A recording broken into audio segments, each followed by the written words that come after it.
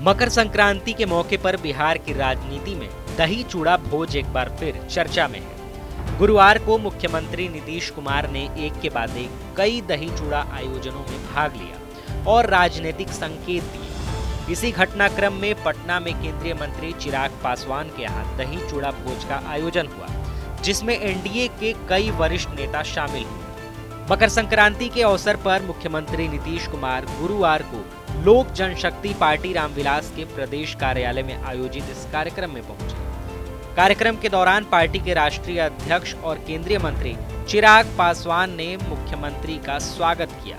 मुख्यमंत्री नीतीश कुमार ने पूर्व केंद्रीय मंत्री स्वर्गीय रामविलास पासवान के चित्र पर पुष्प अर्पित कर उन्हें श्रद्धांजलि दी। इसके बाद उन्होंने कार्यक्रम में मौजूद लोगों और मीडिया का अभिवादन किया। इस दही चूड़ा भोज में पार्टी के नेता और कार्यकर्ता बड़ी संख्या में मौजूद रहे। मकर संक्रांति है, मुख्यमंत्री आए, क्या कहेंगे?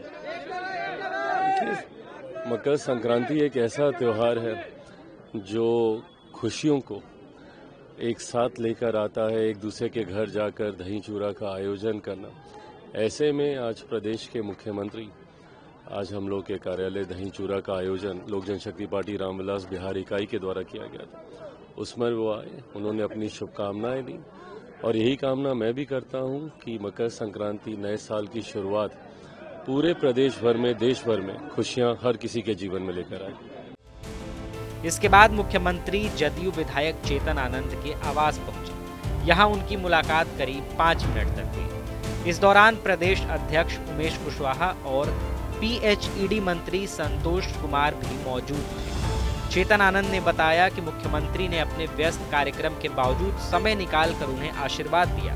उन्होंने यह भी कहा कि दही चूड़ा भोज के लिए एनडीए के साथ साथ विपक्षी नेताओं को भी आमंत्रण भेजा गया था।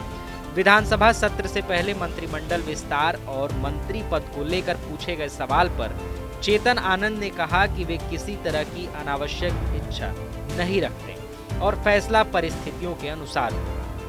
हमने कहा अपने तरफ से जो भी होता है फॉर्मेलिटीज वो तो आदमी करने में पीछे नहीं हटता है, बात बाकी तो देखिए। तेज प्रताप यादव के अभी कल आप गए थे, क्या वो भी आएंगे आज तेज प्रताप जी? बिल्कुल, उन्होंने परसों हमें फ़ोन किया था, है ना, और जब क्या कहते हैं हम उधर गए तो हमने स्वाभाविक रूप से उन्हें भी इनवाइट किया। बड़े भाई थे, उन्होंने बुलाया तो हम उधर गए थे। नीतीश जी कल से यात्रा शुरू कर रहे हैं, समृद्धि यात्रा। हाँ, तो अच्छी बात है। और बिहार को जो तोहफे पिछले बार ऐलान किए गए थे उसका जो है अब वो पूरे हो चुके हैं, तो उसके लिए जो है उद्घाटन भी होंगे काफ़ी जगह, है ना। और बिहार की जनता को जो डेवलपमेंट का मतलब एक विजन हमारे माननीय मुख्यमंत्री जी का है, उसकी राह पे एक और कदम है।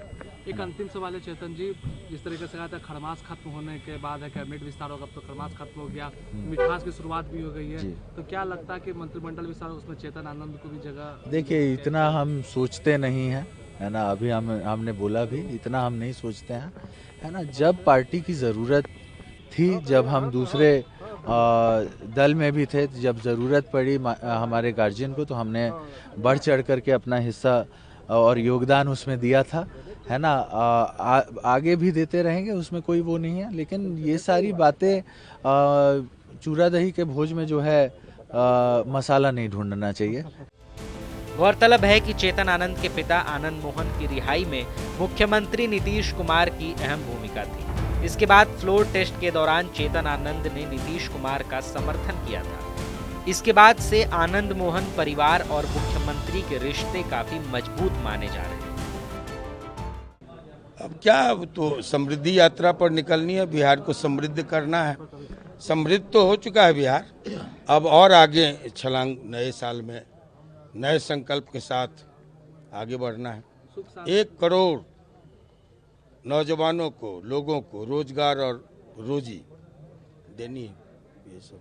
लेकिन क्या कहेंगे, जिस तरीके से पहले जो माहौल था और अब कितना अच्छा लगता है जब यात्रा पर निकलते हैं? तो अच्छा है, ये Guinness book of world record में नाम गया, 10वीं बार मुख्यमंत्री हुए, छोटी बात थोड़ी है, बिहार का आशीर्वाद है।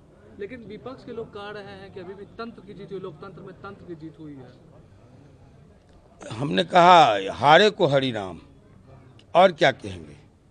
वो बंगाल जीत जाए, झारखंड जीत जाए, अन्य जगह जीत जाए, तो वो उनकी जीत है।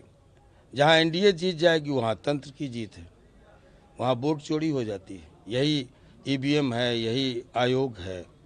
आप जीत गए तो जनमत की जीत है, दूसरे जीत गए तो।